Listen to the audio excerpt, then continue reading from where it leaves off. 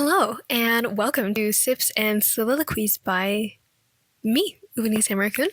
And this is where I make an abnormally large mug of, I consider, a well brewed coffee, and I just sit on my bed talking to myself. So, how fun and normal is that? So while I sit here and talk until my mouth falls off, I just want to ensure that it's about something worthwhile and thought provoking. So I knew I wanted to discuss friendship today, but it took me a while to fine tune what aspect of friendship I wanted to touch on because it's so broad. You can go anywhere. You can go on how friendships are formed, how long they last. You can talk about friendship breakups. You could talk about the importance of friendship in general. You can go so many directions. And today, I'm kind of talking about all of that, but with a specific sort of thought, take, thesis in mind. So I landed on the duration of friendships and specifically how they're so unpredictable in terms of how long they last. So just a question for the viewer here. Have you ever wondered why believed to be lifelong friendships simply fizzled out? And without any sort of backstabbing or betrayal or someone moving away, halfway across the world. Have you ever wondered why a friendship was so normal until it just wasn't? And have you ever pondered the idea of how your current best friend used to be someone you once loathed, and how you've managed to become so close? So my general thought is that friendships dying out, it's not always an indication that friendship was rotten to the core. It's that they all serve different purposes for every single individual, which end up determining when they appear in your life and how long the friendship lasts.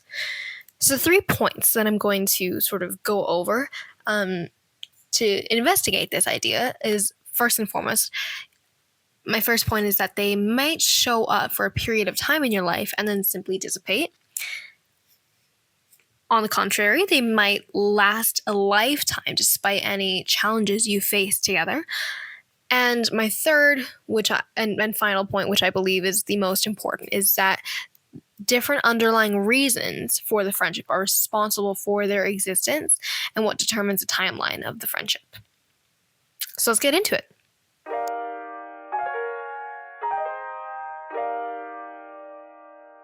So my first point is that friendships you once believed would last a lifetime are capable of dying out prematurely in your eyes. So an example I have here is it's a personal one. It's about a friendship that I had a few years ago, and I'll get into it. So I became friends with this girl I met in grade 5, and we had grown incredibly close. I moved to a different school 2 years later, but we kept in touch and remained really great friends all the way into high school until about grade 9 or 10. And in grade 10, we simply grew apart. There was no incident. There was nothing that happened that led to our falling out. We just stopped texting and talking altogether. And despite the fact that I wouldn't consider us friends anymore, there wasn't and still is not any unresolved conflict or hatred towards one another. She was an incredibly wonderful support system in times that I needed her the most, and I did my best to be the same for her. And we both made it clear to each other that we were each other's support systems in that time. So I was able to confide in her when I felt I couldn't talk to anybody else. And we saw every side of each other and knew every living detail about each other. And no one was betrayed. That's the thing. No one committed an unimaginable crime that the other would never have even fathomed possible. But we had just both been there for each other when we needed. And we found new friends that can do the same for each of us, but better how we did before, if that makes any sense. So it's a brief sort of story, but that's the thing. There was nothing that happened between us that forced us to grow apart. There was no incident or accident or change in proximity or anything we had just gone from being so close to not having the same spark of friendship that we had once had. And you know what? We are both completely fine with it. We're both friendly with each other.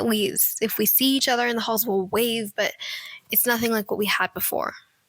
And I've come to terms with that, and it's okay, and I'm sure she has as well. And life has been going swimmingly ever since then.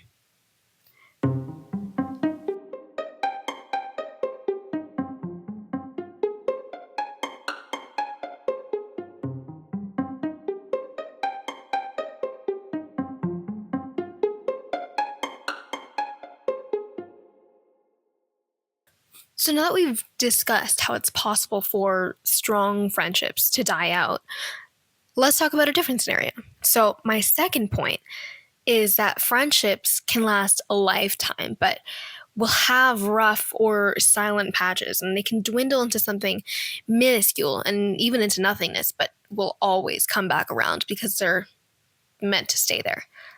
So I've one really good example. I personally think is a really good example, and it's from Harry Potter. It's the dynamic between Harry Potter and Ron Weasley over the course of the Harry Potter series. So they became best friends almost immediately upon meeting each other on the Hogwarts Express in September of 1991, and that's kind of the representation of them embarking on their wizarding journey. And they'd endured the test of loyalty on several occasions in just their first year at Hogwarts, let alone over the course of the entire series and even years afterwards. So some examples of that specifically in their first year of Hogwarts. So when Draco Malfoy mocks the Weasley family and asks Harry to befriend him instead, Harry immediately rejects the offer, which is the interaction that ultimately led to their ongoing rivalry for the next several years at school.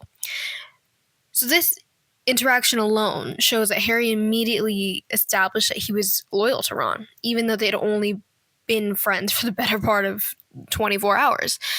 So another example is when the trio, Harry, Ron, and Hermione, encounter the troll in the girls' washroom on Halloween, and Harry gets caught in its hands while Hermione is stuck under a bunch of debris, and Ron is the only one kind of free from the wrath of the troll, if you will. And so Ron could have easily run off to find help from a teacher, or he could have just left the two of them alone to fend for themselves. Because really, at this point, they hadn't even become friends with Hermione, and Ron had only known Harry for, 2 months?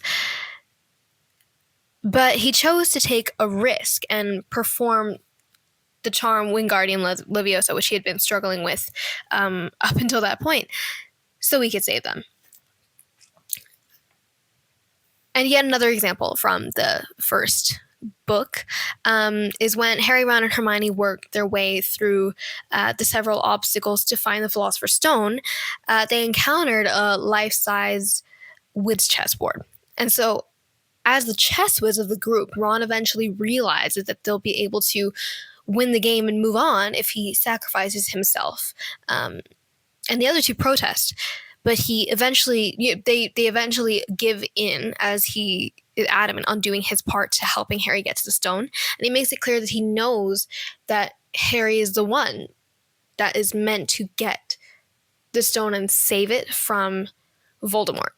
And as much as Ron and Hermione were there and helping, it wasn't really their duty to do that part of the saving, if that makes sense. But Ron still fought valiantly and did a very crucial part in helping them save the stone, because they did. So again, this is a clear demonstration of how Ron put himself on the line for the greater good, specifically for Harry to save the stone. And he could have played the game longer, sacrificed one of the other two, sacrificed any of the other players, or even backed out completely. But he chose to stick with both Harry and Hermione and keep them safe, even if that meant he got hurt in the process. So looking at all that information, evidently Harry and Ron have shown that they're committed to sticking up for each other. Hermione, of course, too, but this dynamic is, I'm specifically focusing on Harry and Ron for today. However, their friendship hits its first major snag in the fourth novel, after Harry's name was pulled out of the Goblet of Fire, even though Harry was under the age of 17 and didn't put his name in himself. So Ron didn't believe that Harry didn't put his name in, and believed that Harry was somehow attention-starved and was in desperate need of some glory. So this was confusing to Harry, because they had never fought like this. They had never encountered some sort of argument the way that they had in this novel for the first time. And so about a day later, after, I believe it was the day after that Harry's name was pulled out of the Goblet of Fire, Hermione cleared some things up with Harry by letting him know that Ron had felt overshadowed by him since the day that they became friends, but he never mentioned anything since their friendship meant more to him, and he knew that that their friendship was not built on the basis of Harry's fame or glory or anything like that. And so this whole idea that Ron was finally sort of at his limit of dealing with being feeling overshadowed by him, it led to them having several short-lived arguments before they had just stopped speaking to each other completely, and really kind of just stopped being friends, it seemed. So they eventually make up after Harry retrieved the golden egg from the Hungarian Hortail in the first task of the Triwizard Tournament. And this happened about 3 weeks later. This happened about 3 weeks later, because Harry's name was pulled out of the goblet on, I believe, Halloween. And the the first task of the Triwizard Tournament was November 24th, which was just a few weeks later. So they had spent considering that they had been friends for several years already, this was quite a bit of time for them to not speak to each other while being still very close in proximity and still talking to Hermione and going to school together and being in classes together and sleeping in the same dorm. That's quite a long time for you people, two best friends, to not speak to each other. Another major rough patch in their friendship was in the last novel, when Ron believed that Harry and Hermione were romantically involved, and he was also tired of making no progress with finding more Horcruxes. That's kind of the whole idea of the last book of the series. Harry skipped his final year at Hogwarts to fulfill his destiny, which he learned that he's meant to be the one to destroy Voldemort, and he's the only one that can do that. And Ron and Hermione made it very clear to him that he's not going on that journey alone. They will be there every step of the way. But Ron clearly didn't realize that he would come up a little short on his word, because obviously Ron ends up leaving after a very heated argument between the three of them, specifically between Harry and Ron. Hermione was trying to be the mediator in this situation. But a key part of this, of Ron leaving them in the middle of nowhere and abandoning them, was the fact that Ron was actually wearing the locket around his neck. They were taking turns wearing the locket just so that it wouldn't get stolen. But anytime that any of them were wearing the locket, they would be in an extremely bad mood, because the locket possessed a lot of very bad energy because it was a Horcrux. So it's no coincidence that Ron happened to be wearing the locket at the time of this argument.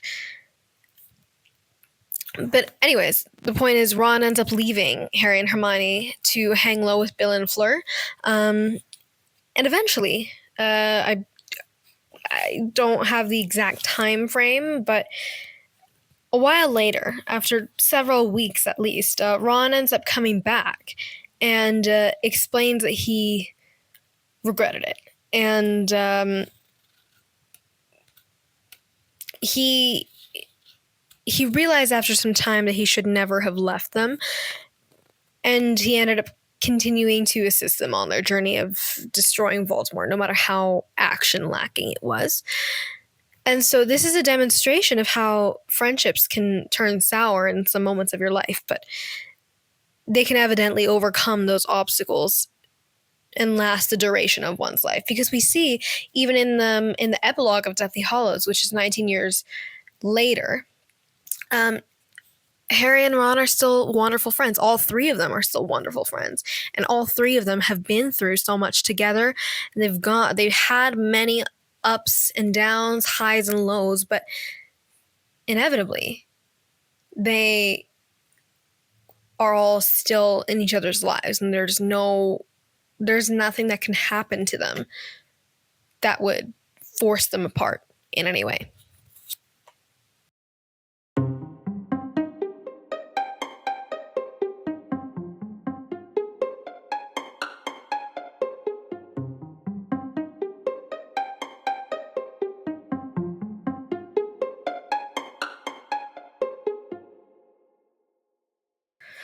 So we've established that friendships can die out despite them being consistently strong and civil.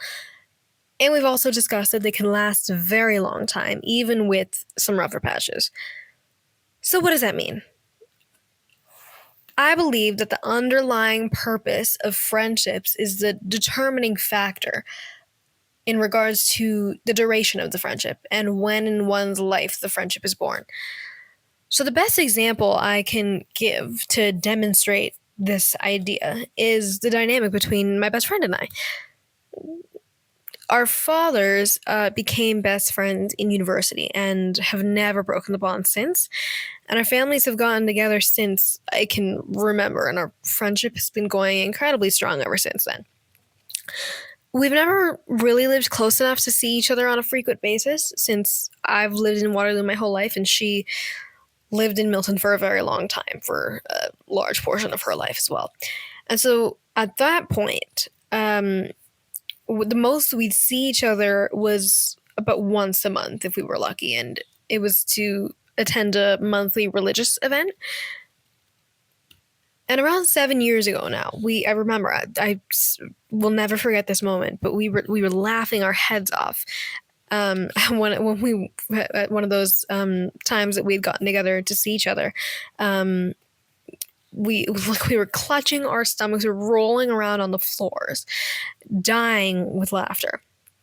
And it's wonderful, and I just see she goes, like, very abruptly goes silent, and it aroused some suspicions in me immediately, and because that's not normal for someone to just start laughing and then just go all still. And so she told me in that moment that her family was moving away from Milton to Ottawa, since her dad struggled with commuting from Ottawa to Milton so often for his work. Because even when they lived in Milton, he was working in Ottawa, actually. So they decided to move there.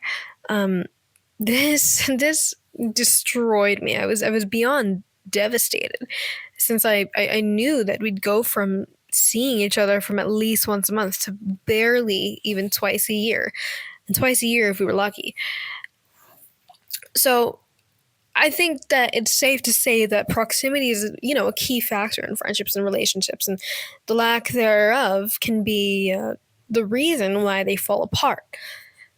So I was terrified. I was terrified she'd make new friends that would replace me, that would become her new lifeline, and they'd become her new best friends. And I thought she'd forget about me because we were so far away. I mean,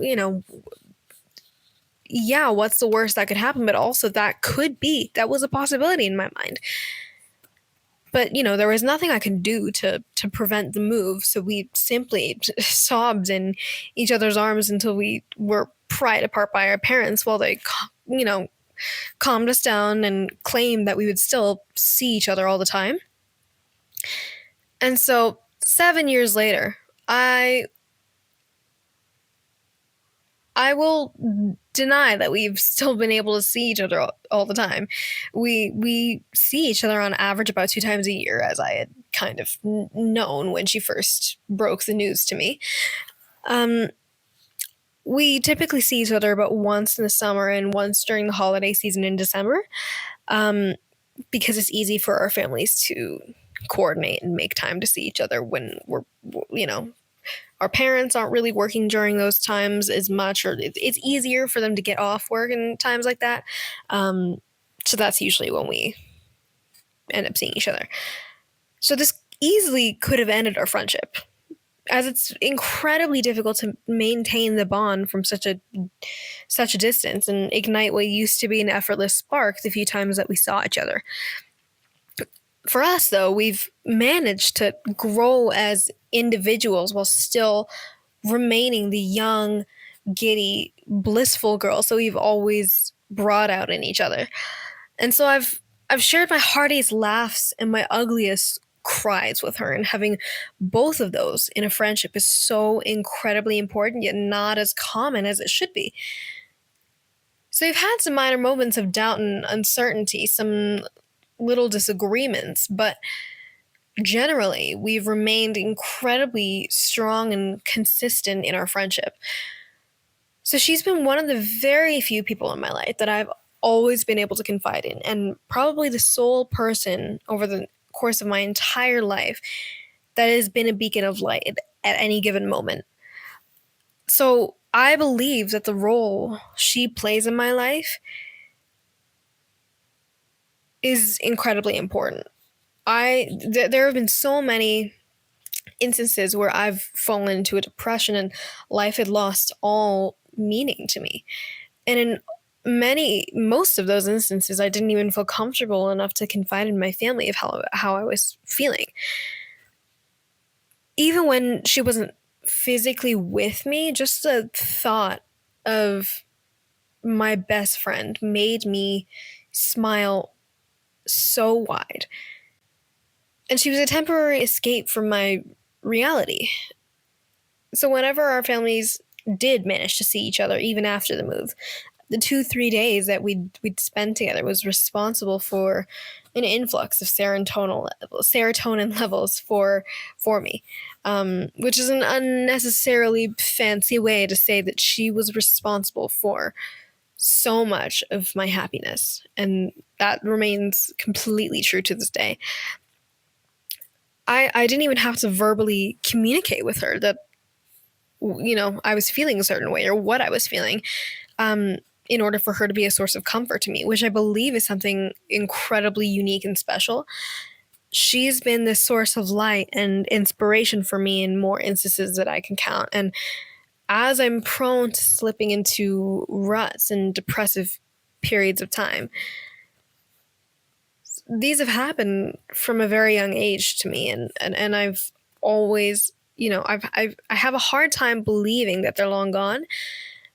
And yet I don't feel a shred of fear or worry, because I have confidence that she'll still be there for me every step of the way to help me, consciously or not.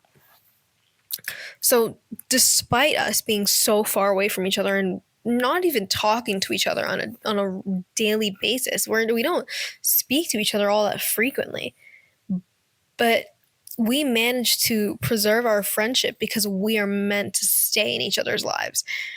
I've heard and seen countless friendships fall apart despite close proximity and constant communication and effort. Whether that's from, betrayal, lack of effort, no viable, even if there is no viable explanation there as to why the friendship ended. And a common theme I've seen with these friendships is how even if something terrible happened, they can still find a silver lining in the relationship.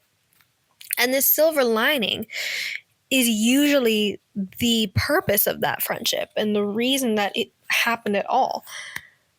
And as awful as it may sound, the betrayal or the dwindling communication or simple dissipation of the relationship was needed to push the person out of your life so that you can move on. So, after all that talk about friendship, we've come a long way, and I've come to a conclusion. So, I believe that friendships can come and go, or they can last a lifetime, but it all depends on the reason that the friend came into your life. And so this may be a bit too wishy-washy for some people, since these are my thoughts based on experiences, and it's not something with a factual basis necessarily. I wasn't pulling up any statistics or numbers to run by, but it's perfectly fine if you disagree. However, this is my interpretation on why friendships can be over as soon as they started, and why others are wedged into our lives forever. So that being said, thank you so much for taking the time to listen to me talk about friendship and, so many different aspects of it, but specifically how long they last and why and the reason behind it, everything like that. So after talking far too long, you've stuck with me for the last, 25 minutes or so, and we've come to the end here. So again, thank you. And this is Sips and Soliloquies by Upani Samarakoon.